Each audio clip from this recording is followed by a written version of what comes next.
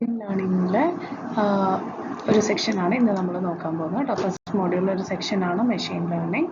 അപ്പം നമ്മൾ NLPയിൽ machine ലേണിംഗിൻ്റെ use നമ്മൾ ചെയ്യാറുണ്ട്. അപ്പം നമ്മൾ ഫസ്റ്റ് ക്ലാസ്സിലൊക്കെ പറഞ്ഞപ്പോൾ നമ്മളൊരു ഡയഗ്രാം കണ്ടിരുന്നു. അതിൽ മെഷീൻ ലേണിംഗ് ഒരു സെപ്പറേറ്റ് എൻറ്റിറ്റിയാണ്, NLP ഒരു സെപ്പറേറ്റ് എൻറ്റിറ്റിയാണ്. ഇതെല്ലാം നമ്മൾ ചെയ്യുന്ന എന്തിനു വേണ്ടിയാണ്? AI-യിൽ അച്ചീവ് ചെയ്യാൻ വേണ്ടിയാണ് അല്ലേ? അപ്പം NLPയുടെ എന്താ പറയുക, നമ്മൾ പല പ്രൊജക്ട്സ് ചെയ്യുമ്പോഴും ടാസ്കുകൾ ചെയ്യുമ്പോഴും നമ്മൾ പൊതുവെ ML അൽഗോരിതംസ് നമ്മൾ യൂസ് ചെയ്യാറുണ്ട്. അതിൽ 3 ടൈപ്പ് ഓഫ് അൽഗോരിതംസ് ആണ് നമുക്ക് പഠിക്കാനുള്ളത് ഈ മൊഡ്യൂളിൽ. ഓക്കെ, നമുക്ക് ലോജിസ്റ്റിക് റിഗ്രഷൻ പഠിക്കണം, നെയിൽ ബേസ് അൽഗോരിതം പഠിക്കണം, ആൻഡ് സപ്പോർട്ട് വെക്ടർ മെഷീൻ, അങ്ങനെ 3 ഇതിൻ്റെ 3 ബേസ് തിയറി മാത്രം നമുക്ക് തേർഡ് മൊഡ്യൂളിൽ ഇതിൻ്റെ പ്രോബ്ലം എങ്ങനെ NLPയിൽ അപ്ലൈ ചെയ്യുന്നതൊക്കെയുള്ള തേർഡ് മൊഡ്യൂളിലൊക്കെയാണ് വരിക. ഓക്കെ, അപ്പോൾ ബേസിക് നമ്മുടെ മെഷീൻ ലേണിംഗ് എന്ന് പറയുന്നത് എന്താണ്? It is a branch of artificial intelligence and what it does, it tries to find out some patterns from data set അല്ലേ? നമ്മൾ കൊടുക്കുന്ന ഡേറ്റയിൽ നിന്നും എന്തെങ്കിലും മീനിങ് ഫുൾ ആയിട്ടുള്ള ഇൻസൈറ്റ്സോ അല്ലെങ്കിൽ പാറ്റേൺസ് കണ്ടുപിടിക്കാൻ ശ്രമിക്കുന്ന ഒരു ടൈപ്പ് ഓഫ് അൽഗോരിതംസ് ആണ് മെഷീൻ ലേണിംഗ് അൽഗോരിതംസ്.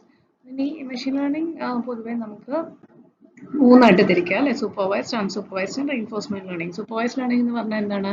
നമ്മൾ data set will be labelled, എന്നിട്ട് ആ ഡേറ്റ സെറ്റ് ലേബിൾഡ് ഡേറ്റ സെറ്റിനെ വെച്ച് ട്രെയിൻ ചെയ്തിട്ട് നമ്മൾ പിന്നെ അൺസീൻ ആയിട്ടുള്ള ഒരു ഡേറ്റ കൊടുക്കുമ്പോൾ ഓട്ടോമാറ്റിക്കലി ആ ക്ലാസ് ലേബിൾസിലേക്ക് മാപ്പ് ചെയ്യുന്നു. അൺസൂപ്പർവൈസ്ഡ് ആണെങ്കിലോ ഒരു അൺലേബിൾഡ് ഡേറ്റ സെറ്റ് ആയിരിക്കും. എന്തെങ്കിലുമൊക്കെ സിമിലാരിറ്റി ഒക്കെ കണ്ടുപിടിച്ച് അല്ലെ ക്ലസ്റ്ററിങ് അൽഗോരിതംസ് ഒക്കെ വെച്ച് നമ്മൾ എന്ത് ചെയ്യും? കറസ്പോണ്ടിങ് ഒരു പാറ്റേൺ കണ്ടെത്തും. അതാണ് അൺസൂപ്പർവൈസ്ഡ് ലേണിംഗ്. റീഇൻഫോഴ്സ്മെന്റ് ലേണിംഗ് എന്ന് പറഞ്ഞാൽ എന്താ? Through trial and error methods അല്ലെങ്കിൽ പോസിറ്റീവ് ഫീഡ്ബാക്സ് ഒക്കെ കൊടുത്ത് അങ്ങനെ നമ്മൾ എന്താ പറയുക, ഒരു ടാസ്ക് ചെയ്യാൻ അതിനെ എന്താ പറയുക എലിജിബിൾ ആക്കി എടുക്കും. ഓക്കെ, അങ്ങനെയുള്ള മെഷീൻ ലേണിംഗ് അൽഗോരിതംസിനെയാണ് റീഇൻഫോഴ്സ്മെന്റ് അൽഗോരിതംസ് എന്ന് പറയുന്നത്. ഓക്കെ, പൊതുവെ റോബോട്ടിക്സ് അങ്ങനത്തെ ഏരിയ അല്ലെങ്കിൽ അൺമാൻഡ് വെഹിക്കിൾസ് അങ്ങനെയൊക്കെ ഉള്ളതിലൊക്കെ നമുക്ക് റീഇൻഫോഴ്സ്മെന്റ് അൽഗോരിതംസ് നമുക്ക് യൂസ് ചെയ്യാം. ഇനി NLPയിൽ മെഷീൻ ലേണിംഗിന്റെ ഒരു ആവശ്യകത എന്താണ്? അപ്പം നമ്മൾ ആദ്യം മെഷീൻ ലേണിംഗിന്റെ മുന്നിലേ നമുക്ക് കുറേയധികം ടെക്നിക്സ് ഉണ്ടായിരുന്നു ഇതുപോലെ പാറ്റേൺസ് ഒക്കെ കണ്ടുപിടിക്കാൻ. അതിൽ വളരെ ട്രഡീഷണൽ ആയിട്ടുള്ളൊരു മെത്തേഡായിരുന്നു റൂൾ ബേസ്ഡ് അപ്രോച്ച് എന്നൊക്കെ പറഞ്ഞു കഴിഞ്ഞാൽ. ഓക്കെ, റൂൾ ബേസ്ഡ് അപ്രോച്ച് എന്ന് പറയുന്നത് നമ്മുടെ ലാംഗ്വേജിന്റെ ലിംഗ്വിസ്റ്റിക് റൂളുകൾ ഉപയോഗിച്ച് നമ്മൾ ടെക്സ്റ്റുകളെ ക്ലാസിഫൈ ചെയ്യുന്നു. ഫോർ എക്സാമ്പിൾ നമ്മൾ പറയുവാണ് ING ഉണ്ടെങ്കിൽ മേ ബി അതൊരു വേർബ് ആയിരിക്കും. ഓക്കെ, അപ്പം അങ്ങനെയാണെങ്കിൽ പ്ലേയിങ് എന്നൊക്കെ പറഞ്ഞൊരു വേർഡോ അങ്ങനെയൊക്കെ വന്നാൽ അതൊരു വെർബാന്ന് വേണേൽ ക്ലാസിഫൈ ചെയ്യാം. ഓക്കെ, അല്ലെങ്കിൽ നമ്മൾ പറയുവാണ് ഇപ്പം ഇമെയിൽസ് ഒക്കെ വരുന്ന സമയത്ത് അവിടെ ഏതെങ്കിലും സ്പാം വേർഡ്സ് എന്തെങ്കിലും ഉണ്ടെങ്കിൽ, ഇപ്പം ഏതെങ്കിലും ഒരു വേർഡ്, ഇപ്പം ഒരു ടെററിസ്റ്റ് എന്നൊക്കെ പറഞ്ഞ ഒരു വാക്കോ അല്ലെങ്കിൽ അങ്ങനെ എന്തെങ്കിലുമൊക്കെ വാക്കുകൾ ഉണ്ടെങ്കിൽ അതിനൊരു സ്പാം ആയിട്ട് മാറ്റാനോ അങ്ങനെയൊക്കെ എന്താ പറയുക, നമ്മൾ കൊടുക്കുന്ന റൂൾ അനുസരിച്ച് മാത്രം നമ്മളുടെ ഡേറ്റിനെ ക്ലാസിഫൈ ചെയ്യുന്ന രീതികളൊക്കെയാണ് റൂൾ ബേസ്ഡ് എന്ന് പറയുന്നത്. പക്ഷെ അതിൻ്റെ ഒരു കുഴപ്പം എന്താണെന്ന് വെച്ചാൽ അതിന് കോണ്ടെക്സ്റ്റ് ഒന്നും മനസ്സിലാക്കാനുള്ള ഒരു കഴിവില്ല. It only look at the rules that we are giving. Okay, അപ്പോൾ അതൊരു ഡിസഡ്വാൻറ്റേജ് ആണ്. എന്തുകൊണ്ടാണ്? ബിക്കോസ് നമ്മുടെ NLPയിൽ വരുന്ന കാര്യങ്ങൾക്ക് സെൻറ്റൻസുകൾക്കൊക്കെ ഓരോ കോണ്ടെക്സ്റ്റിനനുസരിച്ച് വേർഡ്സിന് പല മീനിങ് ആയിരിക്കും.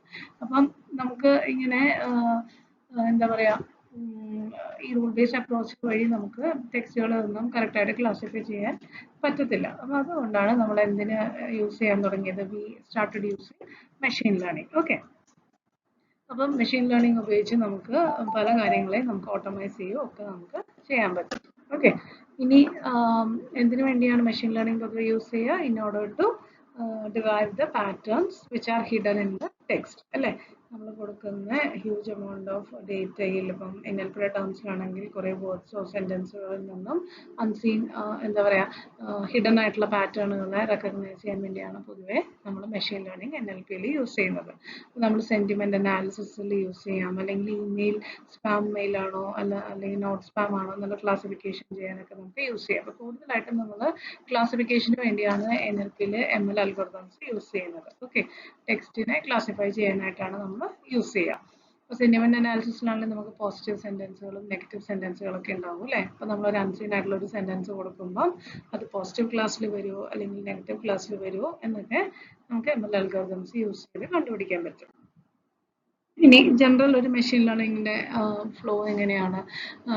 നമ്മൾ ആദ്യം തന്നെ എല്ലാ സമയത്തും നമ്മൾ ആദ്യം ഡേറ്റനെ കളക്ട് ചെയ്യണം അല്ലേ?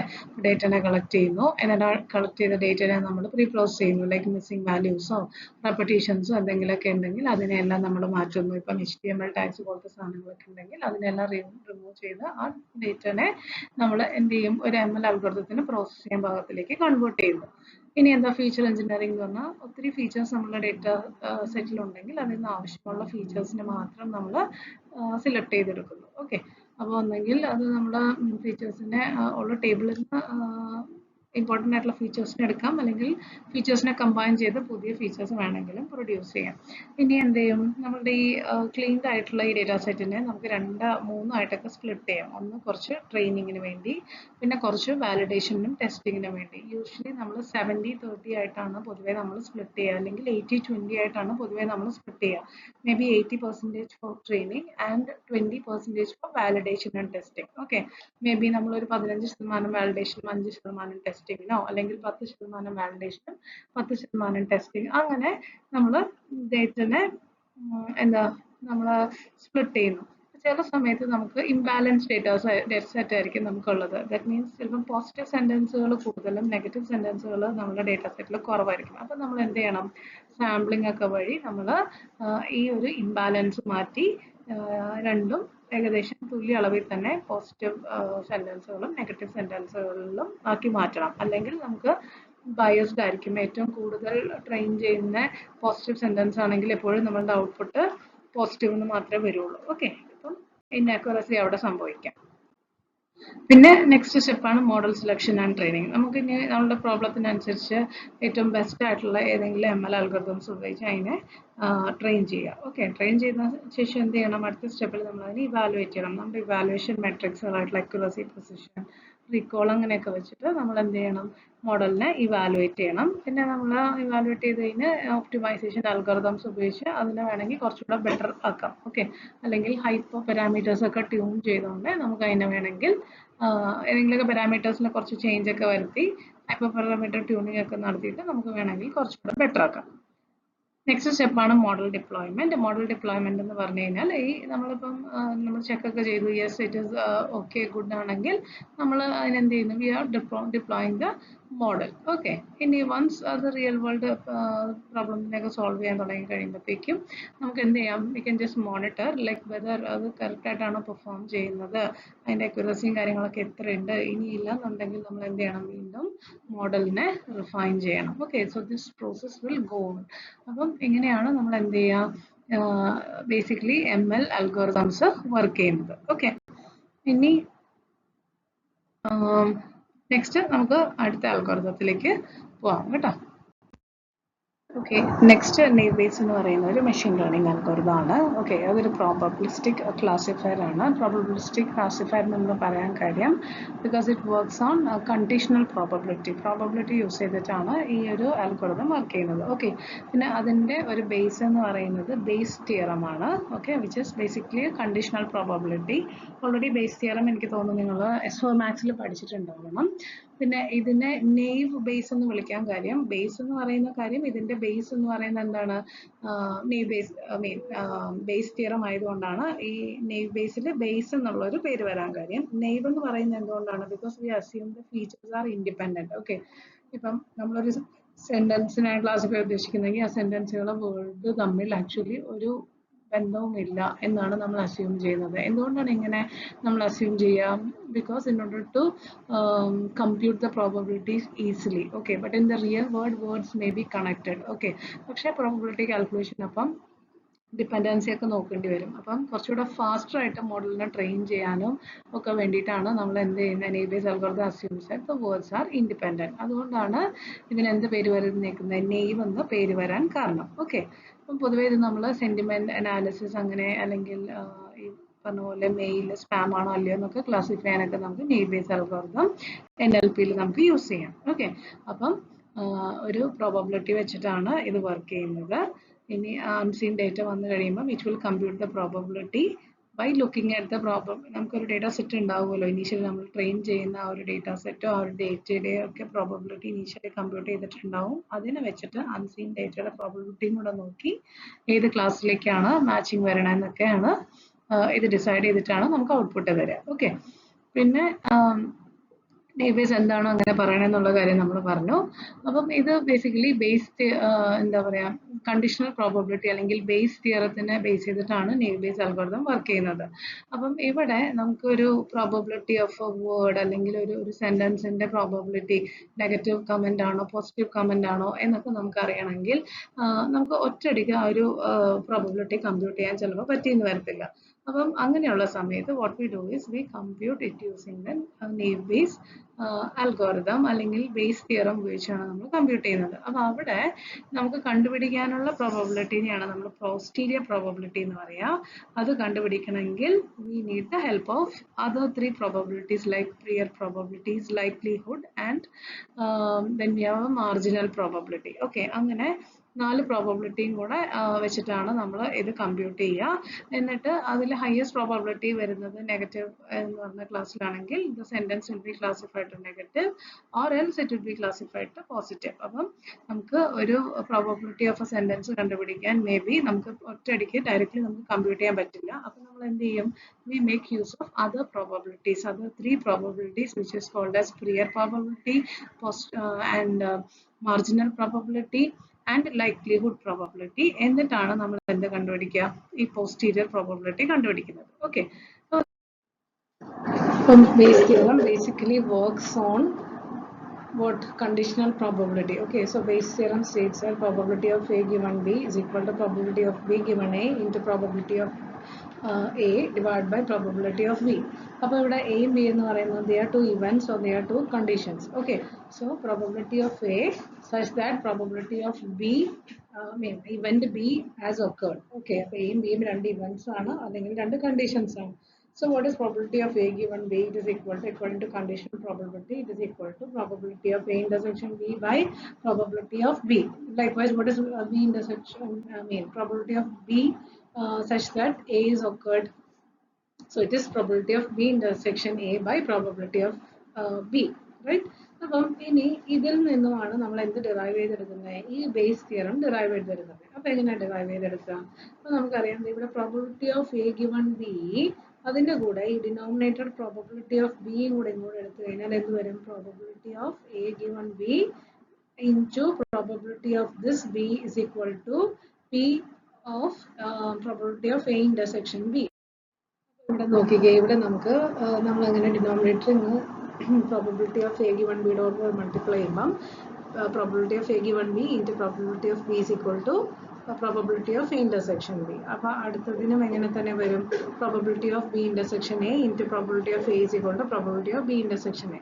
ഇനി നമ്മൾ ഇതിൻ്റെ രണ്ട് ഇക്വേഷൻസിൻ്റെയും റൈറ്റ് ഹാൻഡ് സൈഡ് നോക്കിക്കുക. റൈറ്റ് ഹാൻഡ് സൈഡ് നോക്കിയാൽ ബോത്ത് ആർ സെയിം അല്ലേ, ഇവിടെ പി എ ഇൻ്റർസെക്ഷൻ ബി, ഇവിടെ P of B intersection A, both are same അല്ലേ. അപ്പോൾ നമുക്ക് എന്ത് ചെയ്യാം, അങ്ങനെയാണെങ്കിൽ ഇതിൻ്റെ രണ്ടിൻ്റെയും LHS നമുക്ക് ഇക്വേറ്റ് ചെയ്യാം. അതാ ഇവിടെ നമ്മൾ എഴുതിയിരിക്കുന്നത് probability of A by B into probability of B is equal to probability of B by A into probability of P of A. Okay, since both LHS are same, we can equate LHS. ഇനി അതിൽ നിന്ന് നമ്മൾ എന്ത് ചെയ്തു, നമ്മുടെ base തിയറത്തിലേക്ക് വരാൻ വേണ്ടി നമ്മൾ എന്ത് ചെയ്തു, ഇവിടെ നിന്ന് ഈ പ്രോബബിലിറ്റി ഓഫ് ബി മാത്രം ഡിനോമിനേറ്റർ ആക്കി കൊടുത്തു. ഓക്കെ, അങ്ങനെയാണ് നമുക്ക് എന്ത് കിട്ടിയത്, ആ ബേസ് തിയറം നമുക്ക് കിട്ടിയത്. ഓക്കെ, ഇനി ഇവിടെ നോക്കിക്കേ, അപ്പോൾ നമുക്ക് ബേസ് തിയറം കിട്ടി. ഇനി ഇതിൽ നമുക്ക് 4 പ്രോബബിലിറ്റീസ് ആണുള്ളത്. എന്ത്, ഒന്ന് പോസ്റ്റീരിയർ പ്രോബബിലിറ്റി, അതാണ് നമ്മൾ കണ്ടുപിടിക്കാൻ പോകുന്നത്. പിന്നെ ഉള്ളത് likelihood, prior probability and marginal probability. Okay, അപ്പോൾ നമുക്ക് ഈ എ എന്ന് പറയുന്നതിനെ നമുക്കൊരു ഹൈപ്പോത്തസിസ് ആണെന്ന് പറയാം, അല്ലെങ്കിൽ നമുക്ക് പ്രൂവ് ചെയ്യേണ്ടത് എന്താണ്, അല്ലെങ്കിൽ നമ്മൾ ഒരു സെന്റൻസ് ഏത് ക്ലാസ്സിലാണോ എന്നൊക്കെ ഉള്ളതാണ് ഈ എ എന്ന് പറയുന്നത്. Hypothesis, something which we need to prove, അല്ലെങ്കിൽ നമ്മൾ കണ്ടുപിടിക്കേണ്ട സാധനം. ഓക്കെ, അല്ലെങ്കിൽ ഏത് ക്ലാസ്സിലാണ്, അല്ലെങ്കിൽ മെയിൽ സ്പാം ആണോ അല്ലയോ എന്നൊക്കെ കണ്ടുപിടിക്കുന്നതാണ് ഈ എ എന്ന് പറയുന്നത്. Basically it is a hypothesis. ഇനി ഇവന്റ് ബി എന്ന് പറയുന്നത് എപ്പോഴും it is some evidence or data, എന്നുവെച്ചാൽ നമ്മുടെ കയ്യിലിരിക്കുന്ന ഡേറ്റ, അത് വെച്ചിട്ടാണല്ലോ നമ്മൾ ക്ലാസിഫിക്കേഷൻ ചെയ്യുന്നത്. അതിനെയാണ് എവിഡൻസ് അല്ലെങ്കിൽ ഒബ്സർവേഷൻ എന്ന് നമ്മൾ പറയാം. Okay, A is the hypothesis and B is the evidence. അപ്പോൾ നമുക്ക് പ്രൂവ് ചെയ്യേണ്ടത് എന്താണ് എപ്പോഴും? We have to find the probability of A. Okay. We have some observed observations, or we have some evidence, observing this evidence or data we have to prove the hypothesis A. അതാണ് ഇതിന്റെ meaning. Okay. ഇനി നമുക്ക് പലപ്പോഴും ഈ probability, positive probability നമുക്ക് തനിയെ compute ചെയ്യാൻ പറ്റത്തില്ല, ഡയറക്റ്റ്ലി കമ്പ്യൂട്ട് ചെയ്യാൻ പറ്റത്തില്ല. We should compute it using other probabilities which are clear, marginal and likelihood. അതാണ് നമ്മുടെ ബേസ് തിയറം നമ്മൾ യൂസ് ചെയ്യാനുള്ള റീസൺ. ഓക്കെ, ലൈക്ലിഹുഡ് എന്ന് പറഞ്ഞാൽ എന്താ? Probability of evidence such that the hypothesis is true. അതാണ് ഇതിന്റെ മീനിങ്. പ്രോബബിലിറ്റി ഓഫ് എവിഡൻസ്, അതാണ് ബി എന്ന് പറഞ്ഞ എവിഡൻസ് ആണല്ലോ, അല്ലെങ്കിൽ data, such that hypothesis A is true. Okay, ഇനി അടുത്തത് പ്രോബബിലിറ്റി ഓഫ് എ എന്ന് പറഞ്ഞാൽ എന്താ? It is probability of hypothesis before considering the evidence. Okay, and what will be probability of B, അല്ലെങ്കിൽ ആ മാർജിനൽ പ്രോബബിലിറ്റി എന്ന് പറഞ്ഞാൽ എന്തായിരിക്കും? Probability of evidence or it is A pure data. അല്ലേ, നമ്മൾ പ്രോബബിലിറ്റി ഓഫ് നമ്മുടെ ഡേറ്റയാണ് ആക്ച്വലി മാർജിനൽ എന്ന് പറയാം. അപ്പൊ ഇതാണ് ബേസ് തിയറം എന്ന് നമ്മൾ പറയുന്നത്. അപ്പൊ ഒരു എക്സാമ്പിൾ നോക്കിക്കേ. ലൈക്ക് വി ആർ ഗിവൺ, നമുക്ക് കണ്ടുപിടിക്കേണ്ടത് probability of king such that we are taking the face card. Okay, നമുക്കറിയാം നമ്മൾ കാർഡ് ഗെയിംസ്, കാർഡിൽ നമുക്ക് എത്ര ഫേസ് കാർഡ് ഉണ്ടാവും? നമുക്ക് കിങ് ഉണ്ട്, ക്യൂൻ ഉണ്ട്, ജാക്ക് ഉണ്ട് അല്ലേ? അപ്പൊ 4 കിങ്, 4 ക്യൂന്, 4 ജാക്ക്, അപ്പൊ ടോട്ടൽ 12 ഫേസ് കാർഡ്സ് ഉണ്ട്. അതിൽ നമ്മളൊരു ഫേസ് കാർഡ് പിക്ക് ചെയ്യുമ്പം we have to find the probability that it is a king. അതാണ് നമുക്ക് കണ്ടുപിടിക്കേണ്ടത്. ഓക്കെ, നമ്മുടെ എ എന്താണ്? കിങ്. ബി എന്താണ്? Face card. ഓക്കെ, അപ്പൊ എങ്ങനെ വരും? According to Bayes theorem it is probability of face given a king into probability of king by probability of face. അപ്പോൾ അതെങ്ങനെ വരും? probability of face given king എന്ന് പറയുന്നത് എന്ത് വരും? എപ്പോഴും നമ്മളൊരു കിങ് എന്ന് പറയുന്ന ഒരു കാർഡ് സെലക്ട് ചെയ്യുമ്പോൾ അത് ഉറപ്പായിട്ട് എന്തായിരിക്കും? ഒരു ഫേസ് കാർഡ് ആയിരിക്കും അല്ലേ? അതുകൊണ്ടാണ് ഇവിടെ എന്ത് വന്നേക്കുന്നത്? Probability 1 into probability of king. എത്ര വരും? നമുക്ക് 52 കാർഡ്സിൽ എത്ര കിങ് ഉണ്ട്? 4 കിങ് ഉണ്ട് അല്ലേ? അപ്പം 4/52 divided by probability of face എന്ന് പറയുന്നത് എന്താണ്? നമുക്ക് എത്ര ഫേസ് കാർഡ്സ് ഉണ്ട്? 12 ഫേസ് കാർഡ്സ് ഉണ്ട് ഔട്ട് ഓഫ് 52 കാർഡ്സ്. അതാണ് 12/52. ഇതിനെ നമ്മൾ സോൾവ് ചെയ്ത് കഴിയുമ്പോഴത്തേക്കും what will get? 1/3. So probability of എന്താ, when we pick a face card, the probability that it is a king is 1/3. അപ്പം ഇതാണ് ഒരു ട്രഡീഷണൽ ML അല്ലെങ്കിൽ നമ്മുടെ ബേസിക് മാത്സിൽ നമ്മൾ യൂസ് ചെയ്യുന്ന ബേസ് തിയറം.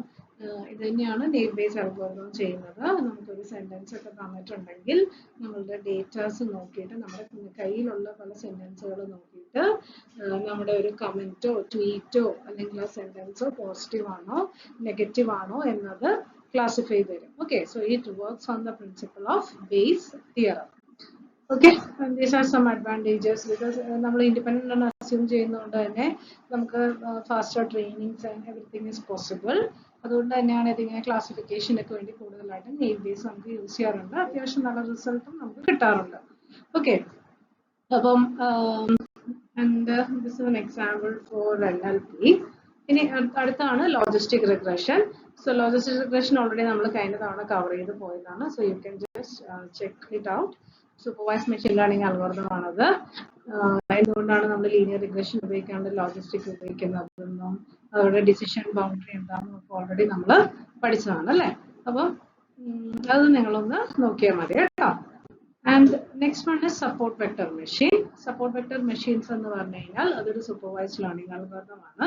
കൂടുതലും നമ്മൾ ക്ലാസിഫിക്കേഷന് വേണ്ടിയാണ് അത് യൂസ് ചെയ്യുന്നത്. But even for regression also we can use SVMs. Okay, അപ്പം SVM ഇവിടെ വർക്ക് ചെയ്യുന്നതെന്ന് പറഞ്ഞു കഴിഞ്ഞാൽ it always try to find the best line or the decision boundary which is capable of separating the data points. ഓക്കെ, അങ്ങനെ കണ്ടുപിടിക്കുന്ന ആ decision ബൗണ്ടറിനെയാണ് നമ്മൾ ഹൈപ്പർ പ്ലെയിൻ എന്ന് വിളിക്കുന്നത്. ഫോർ എക്സാമ്പിൾ, ഇതാണ് നമ്മുടെ ഡേറ്റ പോയിന്റ്സ് എന്ന് വിചാരിക്കാം. ഓക്കെ, നമ്മൾ ഇതിൽ നിന്നും we are drawing a line or a decision boundary such that ഈ രണ്ട്, ഇപ്പൊ ഇവിടെ ഗ്രീനും ബ്ലൂ കളർ പോയിന്റ്സ് ഉണ്ടല്ലോ, ഈ പോയിന്റുകളെ നമുക്ക് എന്താക്കി സെപ്പറേറ്റ് ചെയ്യാൻ പാകത്തിന് നമ്മൾ എന്ത് ചെയ്യുന്നു? We are drawing a line. Okay, അപ്പൊ ഈ ലൈൻ വരയ്ക്കാൻ എനിക്ക് ഇങ്ങനെ നേരെ ലൈൻ വരയ്ക്കാം, അല്ലെങ്കിൽ ഇങ്ങനെ ചെരിച്ച് വരയ്ക്കാം, അല്ലെങ്കിൽ ഇവിടെ നിന്ന് ഹൊറിസോണ്ടലി വരയ്ക്കാം, അങ്ങനെ പല രീതി വരയ്ക്കാം. നോക്കി ഇവിടെ ഞാനിങ്ങനെ ഹൊറിസോണ്ടലി ആണ് വരയ്ക്കുന്നതെങ്കിൽ എന്ത് പറ്റും? എനിക്ക് ബ്ലൂവും ഗ്രീൻ കളർ ക്ലാസ്സും മിക്സ് ചെയ്ത് പോകും. ബട്ട് ഇവിടെ നോക്കിക്കേ, ഇവിടെ നോക്കുമ്പോൾ നമ്മുടെ സെക്കൻഡ് ഫിഗറിൽ നോക്കിക്കേ, ഒരു റെഡ് ലൈൻ കാണുന്നുണ്ടല്ലോ. ആ റെഡ് ലൈൻ അങ്ങനെ അവിടെ കൂടെ വരച്ചു കഴിഞ്ഞാൽ ബ്ലൂ സെപ്പറേറ്റഡ് ആവും, ഗ്രീനും സെപ്പറേറ്റഡ് ആണ് അല്ലേ. അപ്പൊ നമുക്ക് കറക്റ്റ് ഡിഫറെന്റ് ക്ലാസ്സസ് നമുക്ക് കിട്ടും whenever you are drawing a line like that. Okay, അതുപോലെ ഒരു ഗ്രീൻ ലൈനും വരച്ചിരിക്കുന്നു നോക്കിയേ. അങ്ങനെ വരച്ചാലും എന്താണ്, ബ്ലൂ പോയിന്റ്സ് എല്ലാം സെപ്പറേറ്റഡ് ആവും, ഗ്രീൻ പോയിന്റ്സ് എല്ലാം സെപ്പറേറ്റ് ചെയ്തിട്ടാണ് നിൽക്കുന്നത് അല്ലേ. In both the cases they are classifying the class into two അല്ലേ. നമുക്ക് ബ്ലൂവും ഗ്രീനും ഒന്നും മിക്സ് ചെയ്ത് വരണില്ല. So these are the decision boundaries. ഇനി ഇതിൽ ഈ ഡിസിഷൻ ബൗണ്ടറി എടുക്കണോ ഈ ഡിസിഷൻ ബൗണ്ടറി എടുക്കണോ എന്നാണ് നമ്മൾ ഫിക്സ് ചെയ്യേണ്ടത്. അപ്പൊ എന്ത് ചെയ്യും, ഈ ബെസ്റ്റ് ഡിസിഷൻ ബൗണ്ടറിനെയാണ് നമ്മൾ ഹൈപ്പർ പ്ലെയിൻ എന്ന് വിളിക്കുക. ഓക്കെ, 2 dimensional ഡേറ്റ അല്ലെങ്കിൽ 2 ഫീച്ചേഴ്സ് ആണ് ഡേറ്റ സെറ്റിൽ ഉണ്ടെങ്കിൽ എപ്പോഴും ഒരു സ്ട്രെയിറ്റ് ലൈൻ ആയിരിക്കും നമ്മുടെ hyperplane. More than 2 features ഉണ്ടെങ്കിൽ അതിനെ 3 dimensional 4 dimensional അങ്ങനെ അതിലേക്ക് വേണമെങ്കിൽ നമ്മളുടെ ഹൈപ്പർ പ്ലെയിൻ മാറാം. ഓക്കെ, അപ്പം ഇവിടെ ഏത് ഇപ്പൊ ഈ നോക്കി ഏത് ലൈനാണ് സെലക്ട് ചെയ്യുന്നത് പറയാം കേട്ടോ. ഇപ്പൊ ഇവിടെ നോക്കി കഴിഞ്ഞാല് ഈ 2 പോയിന്റ്സ് എടുക്കുമ്പം ഓക്കെ, അതിന് മുന്നില് നമുക്ക് ബേസിക്കലി SVM-നെ രണ്ടായിട്ട് ക്ലാസിഫൈ ചെയ്യാം. എന്തൊക്കെ, ലീനിയർ SVM-ഉം നോൺ ലീനിയർ SVM-ഉം. ലീനിയർ SVM എന്ന് പറയുന്നത് നമ്മൾ നേരത്തെ ഫിഗറിൽ കണ്ട പോലെ ഏതെങ്കിലും ഒരു ലൈൻ ഉപയോഗിച്ച് നമുക്ക് 2 സെപ്പറേറ്റ് ക്ലാസ്സുകളോ അല്ലെങ്കിൽ 3 സെപ്പറേറ്റ് ക്ലാസ്സുകളോ ഒക്കെ കൃത്യമായിട്ട് ആക്കാൻ പറ്റുവാണെങ്കിൽ അങ്ങനെയുള്ള സപ്പോർട്ട് വെക്ടർ മെഷീൻസിനെ പറയുന്ന പേര്, അല്ലെങ്കിൽ അങ്ങനെയുള്ള ഹൈപ്പർ പ്ലെയിൻസ് യൂസ് ചെയ്യുന്ന SVM-നെയാണ് നമ്മൾ ലീനിയർ SVM എന്ന് പറയുന്നത്. നമുക്ക് ലീനിയർലി സെപ്പറബിൾ ഡേറ്റ ആയിരിക്കും. നമുക്കൊരു ലൈൻ ഉപയോഗിച്ച് നമുക്ക് അതിനെ സ്ട്രേറ്റ് ലൈൻ ഉപയോഗിച്ച് നമുക്ക് 2 ക്ലാസ്സുകൾ അതിനെ ആക്കാൻ പറ്റും, അല്ലെങ്കിൽ ഡിഫറെന്റ് ക്ലാസ്സുകളിലേക്ക് നമുക്ക് അതിനെ മാറ്റാൻ പറ്റും. അങ്ങനെയുള്ളതാണ് എന്താ ലീനിയർ SVM. പക്ഷെ ചില എന്താ പറയാ ഡേറ്റ പോയിന്റ്സ് കിടക്കുമ്പോഴത്തേക്കും നമുക്ക് അതിനെ ഒരിക്കലും ഒരു ലൈൻ ഉപയോഗിച്ച് ചിലപ്പോൾ നമുക്ക് അതിനെ കൺവേർട്ട് ചെയ്യാൻ പറ്റത്തില്ല. ഓക്കെ, മേ ബി ഇതുപോലെ ഗ്രീനും ബ്ലൂ ക്ലാസ് ഒക്കെ ചിലപ്പോൾ മിക്സ് ചെയ്തിട്ടൊക്കെ ആയിരിക്കും വരുന്നത്. അപ്പൊ they are not linearly separable data. അങ്ങനെയുള്ള സമയത്ത് നമുക്ക് ഈ ഹൈപ്പർ സ്ട്രേറ്റ് ലൈൻസ് ഉപയോഗിച്ച് നമുക്ക് അവിടെ ക്ലാസ്സുകളെ സെപ്പറേറ്റ് ചെയ്യാൻ പറ്റത്തില്ല. അപ്പൊ നമ്മൾ കേർണൽ ഫങ്ഷൻസ് എന്നോ അല്ലെങ്കിൽ നമ്മൾ എന്ത് ചെയ്യുമെന്ന് വെച്ചാൽ അതിനെ ചില മാപ്പിംഗ് ഫംഗ്ഷനുകൾ ഉപയോഗിച്ച് ഇത് വേറെ കോർഡിനേറ്റ്സ് ഒക്കെ ആയിട്ട് നമ്മൾ മാറ്റുമൊക്കെ നമ്മൾ ചെയ്യും. ഓക്കെ, അങ്ങനെയാണ് ലീനിയർ SVM-ഉം നോൺ ലീനിയർ SVM-ഉം ഉള്ളത്. ഇപ്പം ഈ ഒരു എക്സാമ്പിൾ നോക്കിക്കേ, ഇവിടെ കാണിച്ചിരിക്കണം ഫസ്റ്റ് ഫിഗർ നോക്കിക്കേ. ഇവിടെ 2 സോർട്ട് ഓഫ് ഡേറ്റ പോയിന്റ്സ് ഉണ്ട് അല്ലെ, സർക്കിളും ഉണ്ട് ഒരു സ്റ്റാറും ഉണ്ട്. അപ്പൊ നമ്മൾ നടുക്കൂടെ ഞാനൊരു ലൈൻ വരച്ചിട്ടുണ്ട്. ഓക്കെ, ഈ ലൈനിനെ പറയുന്ന പേരാണ്. അപ്പൊ എനിക്ക് ഇങ്ങനെ ചെരിച്ച് സ്ലാണ്ടിങ് എനിക്കൊരു ലൈൻ വരയ്ക്കാം, അല്ലെങ്കിൽ ഇവിടെ ഹൊറിസോണ്ടലിയും ഒരു ലൈൻ വരച്ചിട്ടുണ്ട്. ഓക്കെ, അപ്പം ഇതിൽ ഏതെടുക്കണം നമ്മൾ എങ്ങനെയാ തീരുമാനിക്കുന്നത്? ഈ നടുക്കൂടെ വരച്ചേക്കുന്ന സ്ലാണ്ടിങ് ലൈൻസ് എടുക്കുക. ഓക്കെ, അതിന് ഏറ്റവും അടുത്ത് കിടക്കുന്ന ഒരു സ്റ്റാർ പോയിന്റ് നിങ്ങൾ നോക്കുക. ഓക്കെ, ഇപ്പം അതിനടുത്ത് കിടക്കുന്ന ഏറ്റവും ലൈനിനോട് ചേർന്ന് നിൽക്കുന്ന സ്റ്റാർ ആയിട്ടുള്ള പോയിന്റ്, അതിനെയാണ് നമ്മൾ എന്തെന്ന് വിളിക്കുക? സപ്പോർട്ട് വെക്ടേഴ്സ് എന്ന് പറയും. സപ്പോർട്ട് വെക്ടർ എന്ന് പറയും ആ ഹൈപ്പർ പ്ലെയിനിനെ സപ്പോർട്ട് ചെയ്ത് നിൽക്കുന്ന ഡേറ്റ പോയിന്റ് ഏതാണോ അതിനെയാണ് നമ്മൾ എന്തെന്ന് പറയാ?